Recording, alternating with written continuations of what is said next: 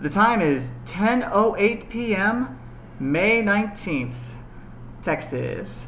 My name is Mickey, and I'm the producer of the Backyard Bullshit Podcast.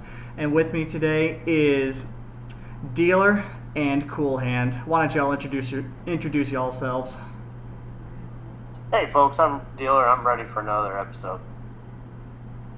This is your boy Coolhand. Let's get this started. All right, and our first topic of the day is us eating our own words, specifically in regards to the Stanley Cup playoffs, where all of us were vastly incorrect. Now, I'm just going to step aside here for a bit and let our two hockey experts explain to y'all how wrong we were, and could we have anticipated this? Dealer, why don't you start us off? Yeah, I don't think that this is something that anybody anticipated. I think that, if on paper you'd say that the President's Trophy is going to get knocked out, 4 games by the last team to make the playoffs. If you said that, somebody would have probably checked you in the mental institution. Almost all the brackets submitted right now on the NHL website that were submitted that are still active, that are still intact, almost all of them just say, hey, this is a throwaway, hey, I made this when I was drunk, or I don't watch hockey, that kind of thing. These picks are not by people that did the math, that looked at the situation. No one. All right. There's certain areas where you could say, hey, it was ruined. The entire brackets were ruined because of refs.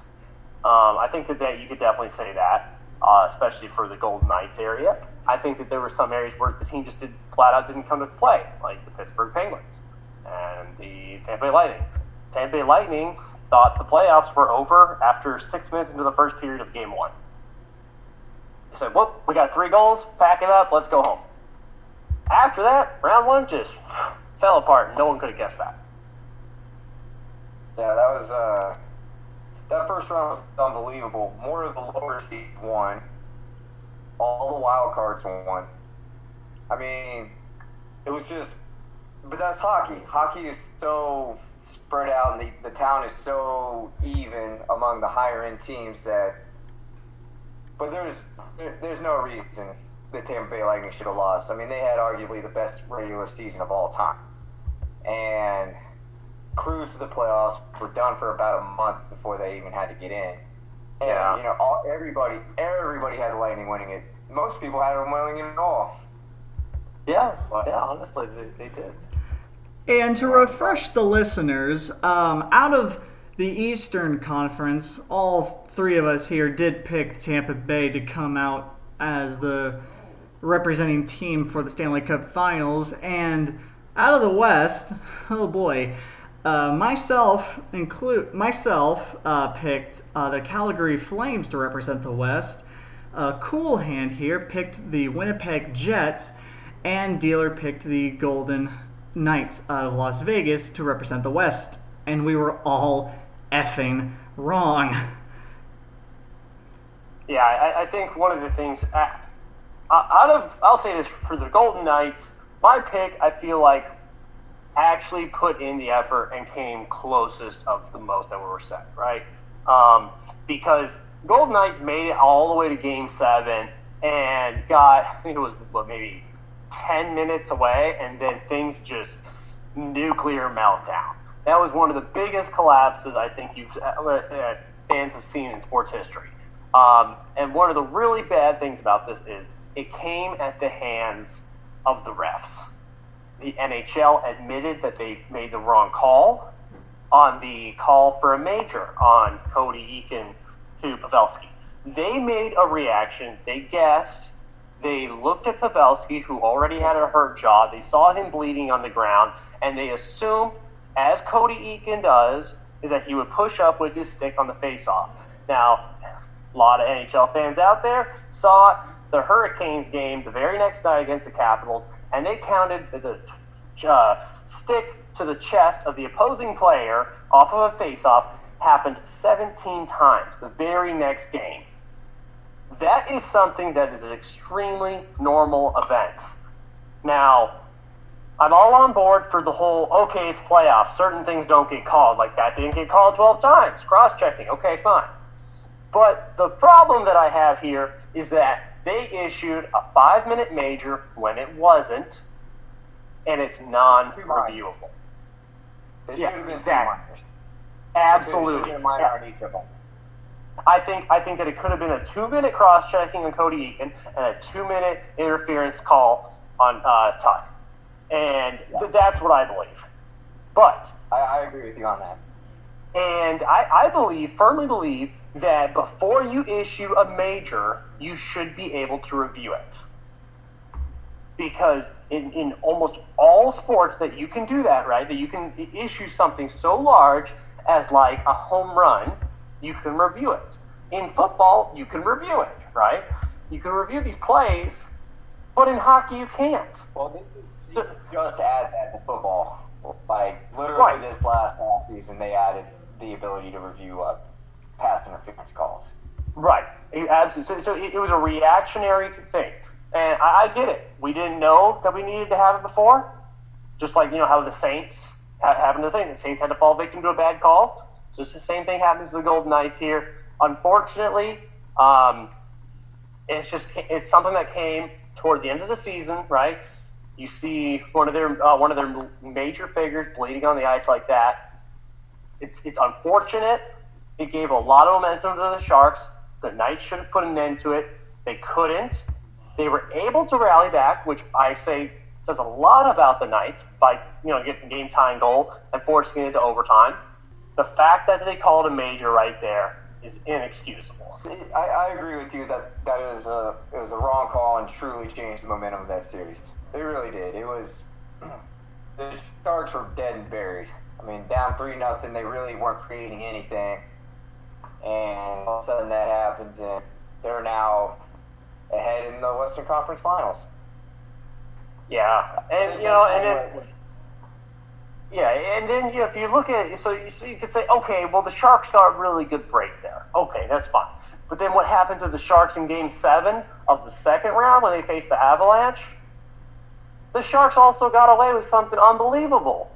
The Avalanche tied the game in Game 7 in the second period, but while calling a player who was on sides, his skate was touching the line, they called him offsides and revoked the goal. Again, I used to actually think that he was offsides, but it was so close that. Yeah, no, I agree. It was absolutely close. I agree. It was a very close play. I didn't see the angle initially whenever I watched the game, and I was like, oh, okay, the guy's offsides. And then whenever I saw how the NHL came out, the office again came out and had to say, hey, we made the wrong call. And then they showed us the footage they had where they lined up the puck crossing with the guy's skate blade, and you can see his skate blade firmly on the ice. Yeah, that's a big issue right there. So Sharks got away with the second one again in Game 7 against the Avalanche. And then the Sharks' refs' magic continued against the Blues. Did you happen to see that one? I didn't catch that one. I'm still a little bitter about the Blues beating the Stars, so it's hard for me to watch this. So were you rooting for the Sharks in that one? That's like trying to decide which kid I hate the most. Okay. If they could both lose, really, I'd have been happy about it. But I'll try and explain what happened. Is that a pass? There was an errant pass to Timo Meier, and Timo Meier was down on his knees in front of Bennington, who is the goaltender for the Blues, and he takes the puck out of midair with his bare hand and swats it down toward the ice in a direct pass to his teammate, who passes it across the ice, and they score immediately on Bennington. Now, according to the rules, that's a hand pass. I mean, if you turn it somebody, yeah. Correct. Taking a puck exactly with just your hand, and giving it off to your teammate, and your teammate taking possession of it directly. That is a hand pass. And the refs did not call it. The goal stood, and the Sharks won overtime. Took a lead in the series, 2-1. And while hindsight, it wasn't as big of a deal, but had the Sharks built momentum on that, got a Game 3, got a Game 4 win, it's disastrous. The refs missed a lot of bad calls for the Sharks against this playoff series. I'm extremely happy that their time has come to an end. Yes, in terms of the Sharks running out of luck with their refs, today the St. Louis and San Jose did have their fifth game of the series, with St. Louis winning 5-0. And so now St. Louis has a 3-2 lead over San Jose in the conference finals. Do you think, Dealer, that the Sharks can come back, or do you think this is it for them? See, I penciled them away whenever the Golden Knights had the lead, heading into Game 6 there. I just went ahead and wrote off the Sharks. The Sharks show a little bit more fight. And I'm going to go ahead and do the exact same thing here. I feel pretty confident that we can hopefully really really hoping for the refs not to screw this up again and let the Blues win. I hate both teams. I really do. Coming from Chicago, I want the Blues to win. But coming from a really upset Golden Knights fan, I don't want to see the Sharks make it. I don't want to see an asterisk next to their name on the Stanley Cup saying cheated in 2 Game 7s and Game 3. That's ridiculous. If they need to cheat again here coming up, I wouldn't be surprised, actually. So I'm going to say this coming up here, St. Louis Blues, send it home, series done. They're going to the Stanley Cup. My own problem is whoever's going to win the West, I really, they need to win the Stanley Cup, because we can't have Boston holding 3 of the 4 titles at the same time. Yeah, that's yeah. With you mentioning that, I feel like this is a perfect way to wrap up this segment by all three of us giving our opinions on the finals and making our official Stanley Cup Finals predictions. Whether it be San Jose or St. Louis, will they beat Boston? Coolhand, we're going to you first. I got the Sharks actually coming back and taking in Game 7. They've just shown a lot of fight this year. They haven't given up. And they got Brett Burns, and that guy's crazy. But the Bruins have been done already for a couple of days. They still got another couple of days off. I just don't see how anybody's going to be able to beat them in 7 games. I got Bruins in 6. Wow, okay. I'm going to say, even though it pains me to say this, it's been a very long, 130-day terrible streak of no titles coming to Titletown. If that's what they're calling themselves now. It's been a very long drought, 130 days, I think it was. I think I saw Billboard saying that. People of Boston are starving for a title. Give them another title. No, absolutely. I don't think Boston. I don't want Boston to win. All 3 teams in the NHL, I wish I could just say, all right, turn it off. NHL's canceled. This is bad. But that's not the way hockey works. I'm hoping Boston steps up, beats the even 2 worst teams. Give Boston another title. I don't care. Just get the cheating Sharks out of there. And as a Hawks fan and somebody who lives in Dallas, get the Blues out of there. So let's go. Boston, I'm going to say this. I'm going to say in 5, Boston in 5, but I want it to be 4 because I'm tired of this entire thing. I'm just done with this. I'm so done with NHL playoffs. But yes, I will tune into every game. I will tune into every game. I'm not a fan. I'm about 2 parts of the game. Every time I see the Blues score, I just get angry. So I will say this though. Let it go. I walked into a store today when I was out in the mall area. I walked into a store and they had this giant flat screen TV playing the Sharks and the Blues game. And this is whenever the St. Louis Blues were doing their thumping on the Sharks, and the St. Louis Blues guys scores a goal, nets one in there, comes 4-0, and everyone in the store just Thank you, St. Louis Blues, for making some hockey fans out of these Dallas Stars fans. So I gotta say, hey, thank you for that. Like before the Stars went to the playoffs, I don't think there'd be a chance of just walking into a random store and watching a San Jose versus a St. Louis game. That was not going to happen.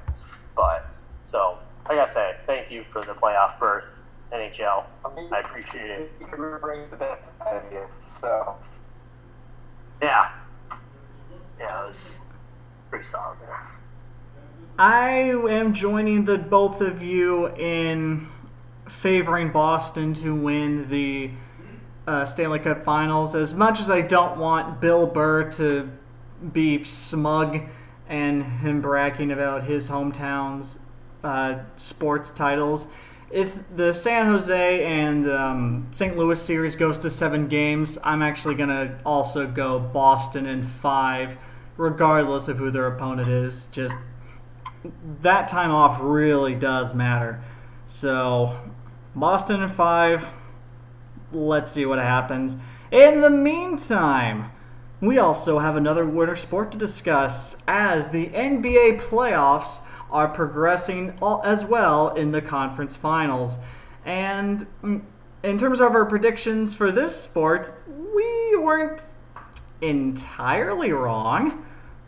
Now, Coolhand, why don't you refresh the viewers on who you picked to the best of your memory? Who did you pick going into the conference finals? I had going into the conference finals. Yes. I had the Bucks and the Raptors and the Warriors and the Spurs. So I was wrong on one of those. Yes.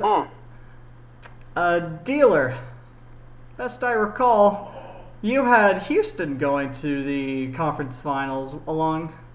Is that correct, or am I misremembering here? I don't think I was a Houston fan. I think I called Houston losing their first matchup because I hate Houston. But I was wrong. But, yeah. That's what I remember. And I'm just really glad that Houston's out. I tuned into that Houston elimination game because everyone says, hey, you got to tune into this game. Getting messages, people blowing my phone. They're saying this is something interesting here. What's going on between Golden State and the Rockets? I'll say, all right, let's tune into this. Right, this is quality basketball. And I think for what we're left with in the playoffs, that could have been one of the most interesting matchups of the playoffs. Could have been, I think it was. And for as much as they say, Golden State's hurt, Golden State's going to have a disadvantage, they didn't look like it. Curry turned on the fire, man. Curry really helped out his team.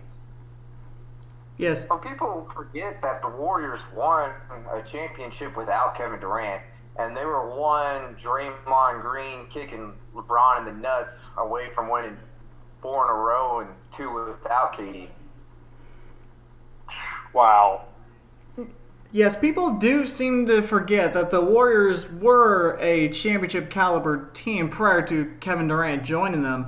And something that I've noticed as the Western Conference playoffs continue is that it's like whoever the Warriors play, I've watched this firsthand. It's going into halftime. The opposing team will be ahead, but Golden State comes back and wins the game. Like this happened with Houston. This is happening currently against Portland. It's either either the teams are just gassed or the Warriors just know how to turn it on, with Curry and Draymond Green recently being the focal point of that. I think that one of the things is that there's a lot of veterans with the Warriors, and they look calm. They could be down by a lot, and they are not worried. They all look like they're aware of how much time's on the clock. They're aware of how much time they have to shoot. They just do the things they need to do. They make sure their passing lanes are still open. They move the ball around, and they get open. Even though they're down, they're not a young team who's just rushing to put up points immediately and just throw as many as they can. They take their time with what they have left, and they still succeed. That's something that's pretty rare. Absolutely. They really, it almost seems like it never bothers them. It's like, whatever, we're down 20. We'll come back, don't you worry. Like, absolutely, yeah. 1,000 times. Yeah, we've done this 1,000 times. No big deal. And one of the things I think that they you could probably say is changing is, you're asking how are they doing it. I think that their coaching is helping them out. Whenever they go into the locker room, they say, hey, look, this is how, game 2, game 3, whatever game it is different, and this is what we need to do to adjust. And they adjust. Steve Kerr might be the best in the league at adjustments. I 100% agree. Steve Kerr is vastly underrated as a coach. A lot of people make the claim that, just because he has multiple All-Stars, he doesn't really have to do a whole lot of work. But, like the point you just made with adjustments, the evidence points to the contrary. Steve Kerr knows how to use that team. And speaking of Steve Kerr knowing how to manage his team, prior to the playoffs, the Warriors brought back Andrew Bogut, who you might remember from the 2015 championship team, as the center from Australia. And by God, what excellent foresight that was. I want to know what crystal ball the Golden State management team is using, because DeMarcus Cousins went down. He's hurt again, and now Andrew Bogut is the starting center, and by God is it working for him. Like, holy moly, Coolhand, could you have possibly seen that coming? No, because I remember the last time I saw Andrew Bogut play, he got traded to the Cavaliers and played a minute. Played 1 minute. Wow. And got hurt. Was out the rest of the year. So, no, I didn't see it coming. Did I see Boogie Cousins probably getting hurt? Yeah. I mean, he's coming back from a torn Achilles. So, even though that's not what he hurt, you still run differently. You still act differently when you come back from a pretty serious injury like that. But that means he's just going to win a ring and sit on his ass. So that's definitely possible. I mean, DeMarcus Cousins went to the Warriors for pennies compared to what he's worth, arguably, and now he could potentially do, like you said, just contribute, with air quotes around that, to a championship run. Jesus Christ. Dressing up like he's cool. Yeah, I'm genuinely curious if he has the same attitude towards his championships the way Kevin Durant does, assuming DeMarcus Cousins and the Warriors win this year. DeMarcus Cousins hasn't won one yet. I'm not even sure how many playoff games he's been in. He was on some really bad Kings teams. Yeah, and then his stint with the Pelicans didn't help either. Although I really was curious to see where that Davis-Cousins combo went. But especially if they would add Zion. Oh yeah, they are number 1 in the NBA draft now. Yep. This is literally in this case, 6% chance to get the number 1 pick, and they got it. So, if I remember correctly, I think that during the predictions, I'm 99% sure I said Milwaukee goes to the final. And I think they lose. I think I predicted they lose it there. I'm not sure who I said out of the West, but I'm 99% sure I said Milwaukee. So, and I think the Game 3 was a phenomenal Milwaukee game. Really good game, Of the conference finals against Raptors. Yeah, no, that was an amazing game. 2 overtimes, then Toronto coming out on top. I mean, you have to feel bad for Kawhi Leonard and his back, considering he has to carry that effing team. Absolutely, but I still think that I'm still going to go ahead and say Milwaukee wins the series there. And dealer, if Milwaukee and Golden State go to the finals, we've had a little bit of time to we've seen a little bit more of what these teams can do. NBA Finals, Milwaukee, Golden State, who takes it? How many games? Golden State in 6. And there Milwaukee wins the first game. It's going to shock a lot of people.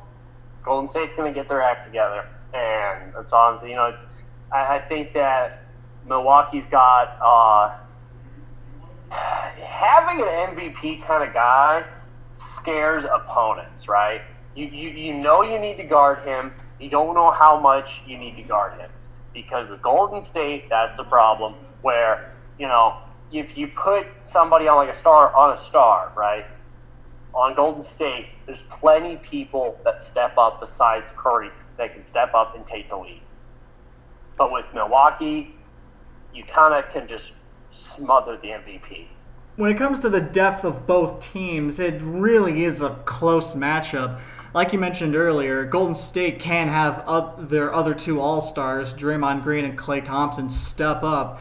In fact, we saw that last night on Game 3 of the Western Conference Finals when Draymond Green had that triple-double of points, assists, and rebounds, which is very impressive. But then Milwaukee, you just can't underestimate. Like Toronto learned during the first 2 games of the series, if you leave Brook Lopez open, that's a huge mistake, because he has become maybe an elite 3-point shooter is a bit hyperbolic, but he's proven to be quite accurate throughout this series and the playoffs. Now, before I divulge who I think's gonna go to the NBA Finals, Coolhand, are you going to change your prediction at all? No, I'm going to stick with the Raptors. I think they're going to win all the games in Toronto, and I think they'll somehow sneak one out in Milwaukee. The Bucks just don't have the experience that Kawhi has. I mean, he's a Finals MVP and arguably the best player in the game. I mean, I know they have Giannis, but his defense is nowhere near what Kawhi Leonard's is. And then I've got the Warriors in 6. Yeah, Kawhi is definitely the better defender than Giannis. Insert last name here. I remember my initial prediction being Golden State and Toronto in the NBA Finals, with Golden State taking the series. And while I'm going to stick to that prediction, I got to admit, the more and more I watch Milwaukee play, I don't think it's going to happen. I really wouldn't be surprised. Giannis is unstoppable. He really is an unstoppable force. Yeah, Giannis, a.k.a. the 95% chance of he's the MVP this year. He's one of 3 candidates, the others being James Harden and Paul George. So yeah, my official prediction, I really wouldn't be surprised if Toronto pulls one over Milwaukee and goes to the finals. I do think it's a coin toss between the both of them, but I'm sticking with my initial prediction and going Toronto, Golden State in the finals, with Golden State pulling it out. Let's see, if the Golden State sweeps Portland, they're going to have more time to rest, and I do see the Eastern Conference Finals going to at least 6 games. So it's a very similar situation in the NHL where one team has a lot of time to rest and the other unfortunately doesn't. So, official prediction: Golden State, Toronto, Golden State in 5. I don't have that much, not necessarily faith in Toronto, but I think pound for pound, skill for skill, I think the Warriors have them outclassed. Maybe Kawhi is the better defender than all of them, but I think Golden State has all-around better defense. But enough about me rambling about basketball, as we have another sport to discuss, and that is the old American pastime in the MLB, Major League Baseball. So, dealer. The game this season is pretty much in full swing. The division and conference leaders are becoming more and more apparent as the weeks go by, and the All-Star game is approaching. Has there been a status quo established for this season? And if not, who do you think is going to break the mold, so to speak? Yeah, so I think that in I would say in 3 of the divisions, the mold is set, which is extremely healthy for Major League Baseball, because that says in 3 other divisions, we're only into half of May right now, and 3 divisions can go any way, and they look to be long, heavyweight, slugging it out throughout the year, which is extremely healthy for baseball. The divisions that I say that are locked up, yeah, you can kind of put an asterisk on the third one, maybe say it's only 2, but I think without a doubt, we all can agree the Dodgers have their division locked up, right? That one's done. That one's done. I think everybody can agree with that. That's the only National League division we can all agree on. Out of the West, you got the Houston Astros, and then it's 4 other trash teams in it. So no team in that dumpster fire of a division is going to come out there and beat the Astros. I think we can all agree on that one. So there's your 2 for sure, without any argument there. Third one, asterisk, what I'm talking about. Twins. Minnesota Twins. That's what I think. That one's a questionable one. But I really feel like the Twins have a solid shot at locking down the division, because some key people right now are hurt, and their team is on fire. They haven't even faced the White Sox this year. Meanwhile, the Indians are having a hard enough time hitting the ball out of the infield. So, we have rumors about Kluber going to the Padres. Now we have Bauer going to the Padres. If the Indians keep this up, they might be shopping one of their amazing pitchers. Right. And it doesn't even help that Clevenger's hurt right now. So this really hurts the Indians, because Carrasco's having a tough time too. Yeah. So that's what I feel like. We're going to talk quickly about the 3. Feel free to jump in with me on this one here. Yankees and Tampa Bay. That is going to be a heavyweight slugging match through the season. What do you think? I actually am not 100% sure about that, because the Yankees have half their guys on the DL right now. Like, they have an all-star roster on the disabled list, or the injury list. Yeah. And when they get all those guys back, I mean, they are in first place at the moment, right? I know they were switching back and forth with Tampa a little bit. Yeah, right. And when they get Giancarlo and Aaron Judge and, their entire semi-all-star roster back, I mean, they're going to be tough, man. And when Paxton comes back, they're just going to be tough, man. They're going to win a lot of series. Boston's sitting at 24 wins. Yankees are at 28. That is 1 good series for Boston, 1 bad series for Yankees. And we're talking about Boston in second place almost right there. Even if it's a 4-game series, that's Boston tied for first. Well, and the Rays are just walking around, no one's thinking anything about them. But I just don't think they have the depth of talent to just hold off with those 2 teams this year. The other 2 teams are just so loaded. I know the Rays pitching is excellent. I'd like to see them do well. But, get more than 10,000 people to a game, and maybe could actually do something. No, for sure. If there's one team out of the East that I root for every year, it's Baltimore. It's Baltimore, right? Okay. Because I don't like the Yankees. You never want to cheer on somebody else. Before you know it, you take care of the evil empire. They wake up, they destroy baseball. You're really upset. Nobody has a good time. Tampa Bay, you really don't want to see a team succeed where the fans aren't there. Yeah. It's like, the old story, if a tree falls in the woods, does it make a sound? No, I mean, if a team wins the division and no one's there to see it, does it count? No. Exactly. Boston. But the Orioles is screwed, though. That Chris Davis contract is just going to kill them for another 4 years. And I think we all know how we feel about Titletown, so we're not going to talk about Boston. Especially since they're blowing through the luxury tax like crazy. I think it's hilarious how they extended Chris Sale, and he's going to be a terrible pitcher for them in the coming future. They forget that people, there's still young pitchers out there who are going to be better and be free agents. I think they did. So, great job, Boston. You have a bunch of money, and you just wasted on Chris Sale. Toronto, though. Exactly. They're just locking up these has-beens for very long. I'm like, what are you doing? But whatever. And then, you got Boston. I mean, you got Toronto there. You shouldn't be rooting for Canada to win baseball. It's un-American to do that. So, Baltimore, you get my support. If you want to turn around the Chris Davis situation and make a terrible situation an interesting one, take the bat out of his hands and put him on the mound. The guy throws in the 80s, upper 80s, sometimes 90s. I bet you if you work with him, he'll throw 90 miles an hour. That's how you make it an interesting situation.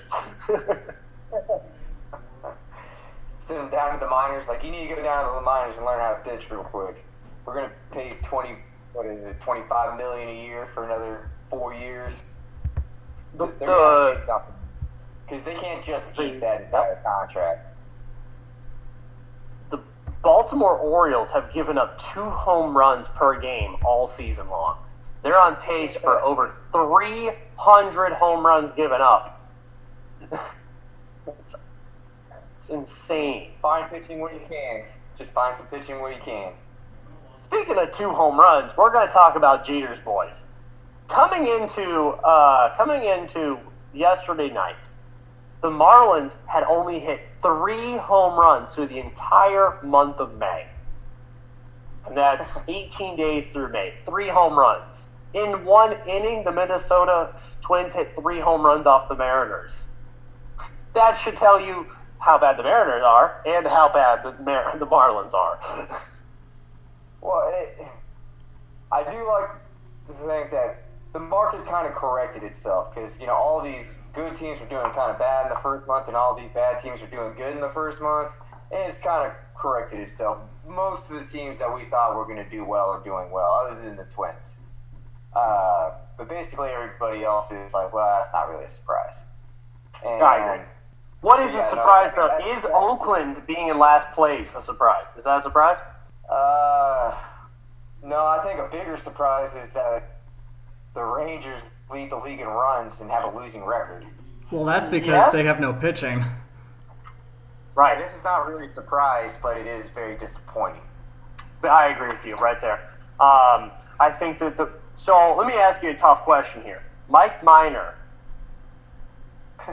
he's doing ace-like things for the Rangers right now.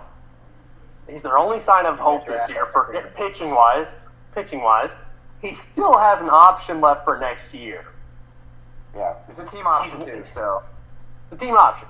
So he's got extreme value. If you're the Rangers, do you keep him around for next year because you know pitching's tough? You know free agency is going to be really tough next year for pitching. Do you keep your pitcher and say, all right, we'll shop him next year? Or do you shop him now and try and get a big haul of prospects? If you can get 2 high starting pitcher prospects, I'd do it in a heartbeat. Outside of that, I'd probably just keep him around. I mean, they can't just keep one thing where they sign 4 guys every year and expect to actually do something. Ooh. Yeah? Okay. So, I would say if they can get 2 top 10 prospects of someone's organization, Yeah. and toss me in a little, like, Class A, maybe a Kyle Hendricks kind of Class A kind of toss in, I'm all on board. That's what I think. I mean, if you're averaging like 7.5 runs a game and still have a losing record, you're never going to pull yourself out from that. The hitting is going to slow down eventually. And pitching and defense are consistent. Hitting is inconsistent. We're back to the A-Rod years. We're back to the Juan Gonzalez years. Oh yeah. Well, the problem is they can't develop their own pitching. Like that. If the Rangers, they have no starting pitchers right now that are thirds, not one. And you just can't survive in Major League Baseball without producing your own pitching. Those guys get hurt all the time. You have to be able to replace them. And the fact that you have none is just not good. Technically, Vasquez is an asterisk because he was ours. We traded him for Josh Hamilton. Did we develop him? Yeah. Is he pitching for us right now? Yeah. But that's your gray area. Figured I'd throw that out there. But you got Miller from the Cardinals. So I mean, yeah, we don't have our own guys, and I think it's really bad whenever we drafted. When we have 3 guys who we drafted in the 2018 MLB draft, and we told them, "Hey boys, you young kids, you guys look great. What we're going to do is we're just going to show you a bunch of videos. We're going to teach you about stats and how to be a better pitcher, and we're just going to go through drills. But you're not going to pitch in any games." And the kids are like, "Well, okay, I just kind of want to be on a team, coach." And they're like, "Don't worry about that." And then all 3 kids show up, and before the month of May ends, all 3 are injured. That looks terrible. You have your 2nd round, you have your 3rd round, and your 6th round draft pick all hurt before the month of May ends. What are we doing? So, He has no idea about pitching. None. He has no idea what he's doing. He can't draft it. He can't even really stop it. He got a little lucky with Coolhand working out well, but look at all the other trades he's had. Matt Garza, like he just doesn't click for him. Yeah, I think okay. So I think there's been some really disastrous trades for him, right? I would say Ryan Dumpster, Matt Garza. Yeah, I just said Dumpster there. Garza, the Garza awful deal. Cole Hamels was a strike of brilliance. Jonathan Lucroy was a strike of brilliance, right? Because realistically, we should have given up a lot more for Lucroy than we did. So I mean, both sides. And realistically, whenever both sides don't work out, who really lost more? The guy that said we're aiming for the future, or the side that we said we need to win now? I think the side that aims for the future has more to lose in that, right? Because then they have to look to the fans and be like, "Hey, we traded away a really good guy for a nobody crap," right? So I think that's kind of like a middle line right there. There's some really good deals out there also. I think us getting back Josh Hamilton, nice job there. He's had his good trade. He's had some. My biggest thing is I feel like he gives up too many prospects in his trades. I mean, he traded six to get Cole Hamels. Now, only 2 of those guys ended up really working out, and none of them are in star positions or in any threat positions because Jorge Alfaro got shipped out right away. Cole Hamels did have one and a half really good years for the Rangers. Yeah, and Alfaro's now in Miami on that dumpster fire who can't even hit water, so he's not a problem. You got Nick Williams, who's not going to break the majors anymore because of their crowded outfield, so I don't see any problems we gave up there. We robbed the Phillies. That's the way I see that. But yeah, I mean, he's made a watchable team in an unwatchable year. I'll give him that. We can watch. It's at least entertaining. Like, right, we can watch Danny Santana. Might as well be 14-12. Yeah, we can watch Danny Santana. We can watch Logan Forsythe. That's awesome. Now, let me pose you a question here, the Rangers situation, right? Who would you rather extend? Odor, Mazzara, or Gallo? Mazzara would be one, and then Gallo two. To be honest with you, I was done with Rugi last year. He hasn't improved any. Like, he's still making the same mistakes. He's still swinging at bad pitches. He can't hit towards the top of the lineup like they need him to. He's going to actually start costing real money here not too long from now. I would move Rugi if I could. But his trade value is probably at its lowest right now. Okay. Where you go? I hear what you're saying. I'm going to upset you, and I'm going to say Rugi. I feel like Rugi's my number one because Gallo, I feel like, is going to turn into Chris Davis. I feel like once his athleticism starts to decline, if we put him in a large lockdown deal like Chris Davis did with the Orioles, remember that whole Buck Showalter quote of, Chris, when you walk into Target, can you buy anything you want? Yeah, so why are you still trying to rob us right now? You know, that whole situation. And he was like, okay, coach, I'll ask for less money. And then the headline came out, and you're like, oh my gosh, you really did rob the Orioles. And, yeah, I feel like that's kind of the situation we're looking at with Gallo. Like, this guy's got a big, powerful swing. He's young, but he's got holes in his swing. And when his athleticism drops down, it's going to really show. He's going to be a Chris Carter. He's going to have problems. I don't want that kind of guy on my team, right? I don't want him being the centerpiece. Yeah. Nomar. It's hard to say, right? Because last year, I'd be like, oh, yeah, Nomar's going to turn a corner here, right? He had a bad year. He's going to turn a corner. But this year, they're talking about sending him to the minors. Right now, they're talking about sending him to the minors. And that's not somebody you think about locking him up. And, you know, Odor's like in this weird thing where he's like hot, cold all year long. And Mazzara was cold, hot, cold. And Odor's having like 3 days cold, 3 days hot, 3 days cold, 3 days hot. Not sure what's going on with Odor. So if I had to go long term, I'd say Odor, he's an alpha fish, he punched Bautista. If I was a GM for a day, I'd say, please, let's wait him out. Because there's one thing that always stuck out to me from the Oakland A's is that their value is the highest right now. Yeah. And never undervalue that. Like, you know, they're always really eager to ship off somebody. I mean, he robbed the Chicago Cubs when he sent away Addison Russell. And they were like, Addison Russell. And now he's nobody. He's absolutely nobody for the Cubs. So he's not afraid to send away their top-tier prospects. Because look at all of our prospects that we were thinking were top-tier that didn't pan out. Mike Olt, Luke Jackson, first-round pick 2010. Yeah, they're gone. They're all gone, yeah. So, I mean, you know, for prospects, I think can be overvalued a little bit there. And I would say, let's just wait. Let's not pull a Boston where we start signing people to dumb deals. Let's kind of be patient.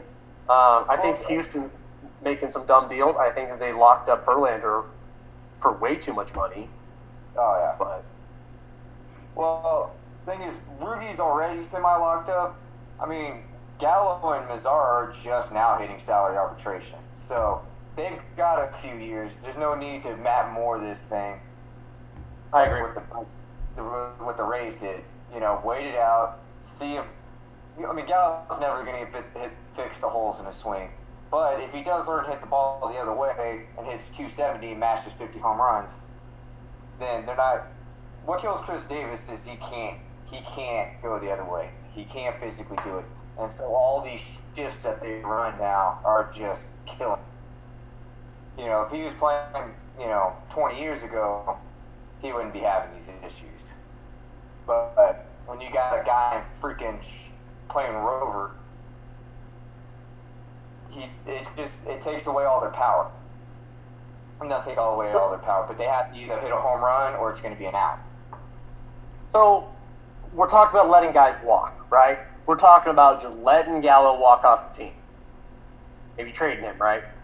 Talking about letting Odor. You have to trade. I mean, you couldn't let something like that go for nothing. We traded Michael Young. Was that the wrong thing to do? Not at the time. Okay. So we're talking about letting a lot of guys walk, right? We're talking about locking up guys long term. Let's go back 10 years, right? 10 years ago, there was a draft. I'm going to read you the top 5 guys. You let me know if they're worth a long-term deal. In 10 years ago, these are top first-round draft prospects. People that you think that should be really solid for your organization. Steven Strasburg. Steven Strasburg. Yes. Yes, I agree. He's worth it. Dustin Ackley. No. Tate Donovan. Donovan Tate. Yeah, I'm not even sure he played in the majors. Jorge Sanchez. Who? Exactly. And Matthew Hobgood. No, nothing. We'll expand it. Top 10. Zachary Wheeler. Yeah. I know he ended up having some crazy health issue, so he hadn't been the player that he could have been. Mike Minor.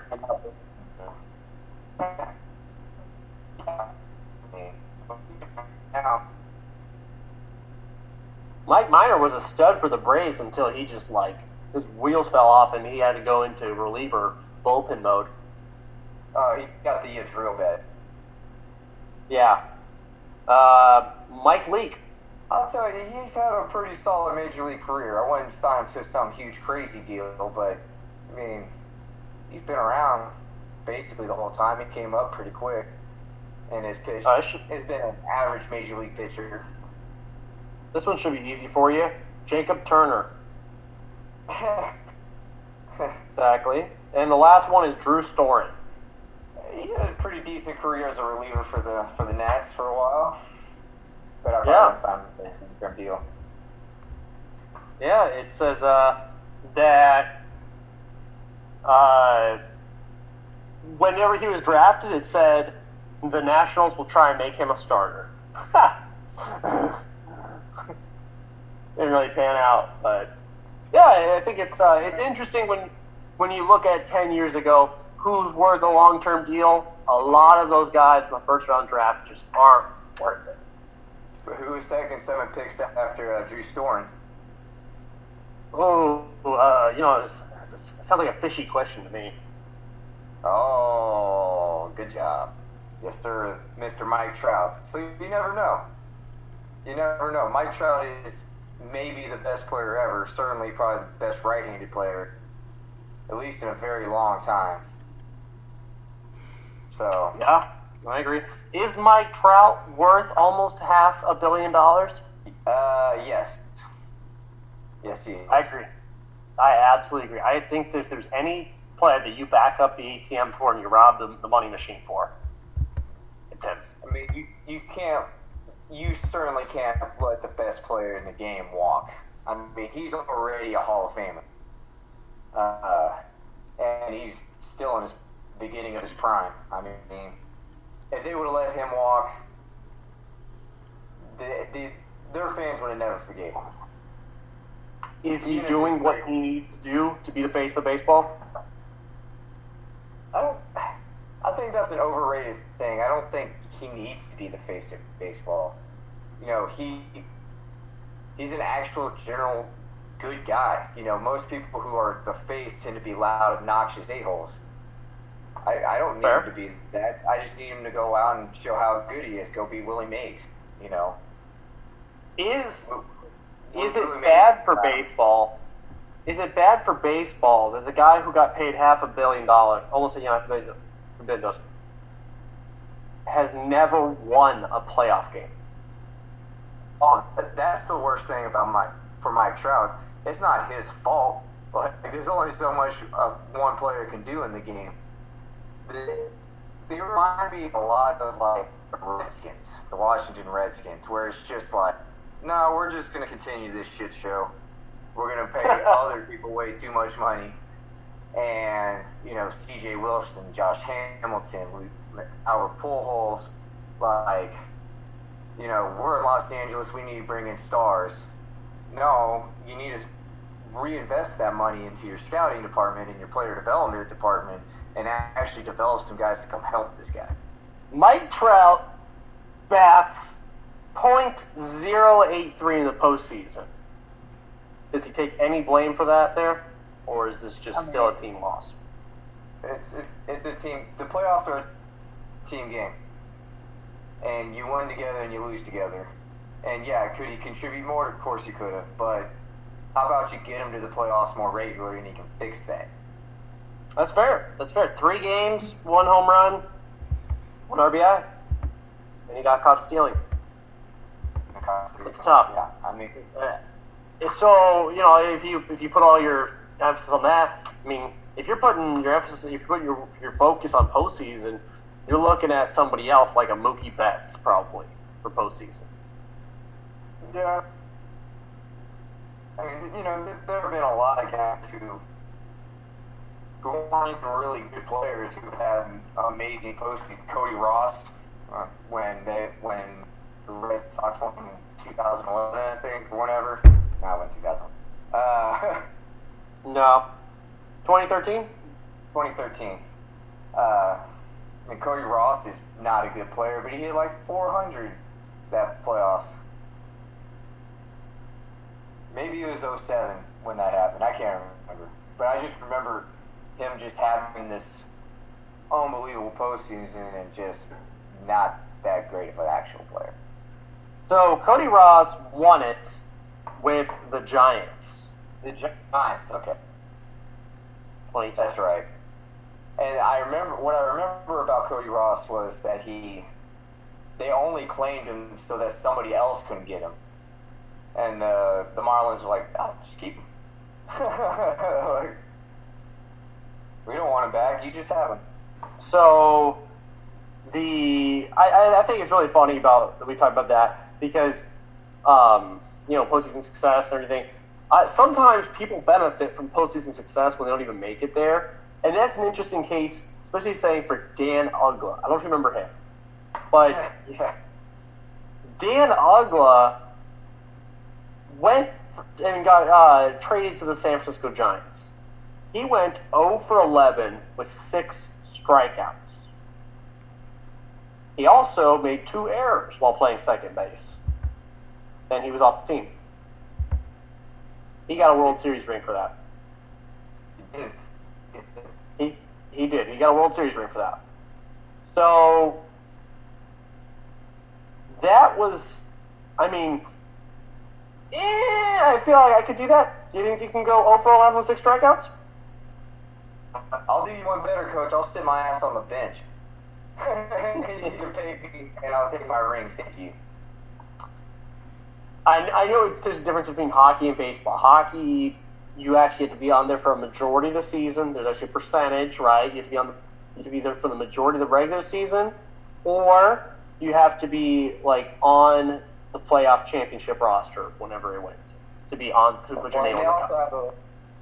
There's a limited number you get too, so it's like 23 guys or something. Thank goodness. And meanwhile, in baseball, they actually hand out championship rings from everybody from the top dog of the owner to the guy who works the seats, the usher. Imagine being an usher and getting a World Series ring. Look at the tits. I'd sell that thing in a heartbeat. Really? I mean, it's not what the players get. It's not what the players. It's a little dumbed down, right? It's not as expensive. It's not as valuable, but you still get one. Yeah, but did you really contribute to them winning? Like, I understand, like, management stuff.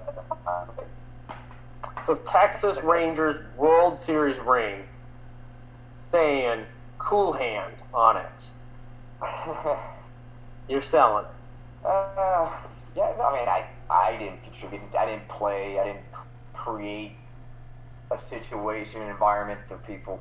You know, I gave a dude a fucking hot dog. Yeah, Hey, somebody needs to pass out to me at the ball game. that's true. Couldn't function without the hot dog guy. So you're selling it, huh? Yeah, I'll probably sell it. If I can get like something worth. I mean, if someone's gonna pay me more than it's worth, yeah, just take it. Like, you know, I have it up here. It's in my head. You know that I won that ring. Like about 15 years ago, my mom donated all my judo trophies that I had. I had like 150 first place trophies. They're all gone. But I still know in my head that I won all of those. So, Mickey, I'm the only what's one that what's your matters. take on this? Texas Rangers Championship World Series ring with your name on it. They present it to you in a box. Are they looking at you as soon as you're off the clock and you're at Jared's jeweler trying to cash it in, or you're on Pawn Stars later on? No. Nah, fuck that. I'm keeping that sumbitch. Are you wearing it? Oh, yeah. Everywhere I fucking go, because even if I tell people, oh yeah, I have a World Series ring, no one's gonna fucking believe me. So they're gonna need to see it. And when they do, their jaws are gonna drop and I'm gonna laugh. You're hoping it's Okay. a page dropper. Go to the bar, walk out. Yeah, look at me. Big Dick What's that on your Mick. ring? Is that a class ring? No, it's a World Series ring. And I passed out the hot dogs. Just leave some of the details out. Yeah. You were. I was there. Were you there, bruh? I was there at every home game. True fan. True fan, real fan. Speaking We're of dedicated.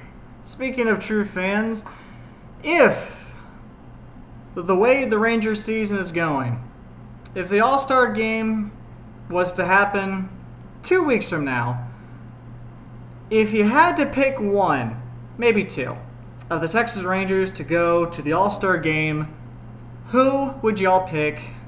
Dealer, I feel like you have the most insight on this. Oh, okay. It's a bit of a little burning question right there. You know, opening of the season, I would say without a doubt, Jose Leclerc, he's going. Then that didn't work out. Then I would say Kelly. Hopefully it's not cancer. Hopefully he feels better. I'd like to see him go. Now, we're down to Mike Minor. I guess he's our best option. Maybe Joey Gallo. Joey Gallo to the home run derby.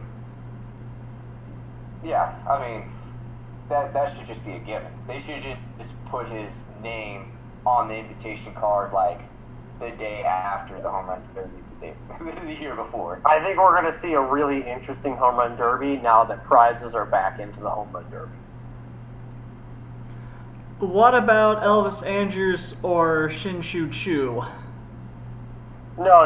Don't give me the guy who goes 0 for 4 in 3 games, or 0 for 3, 0 for 2 in 3 games, and is just proud that he gets walked.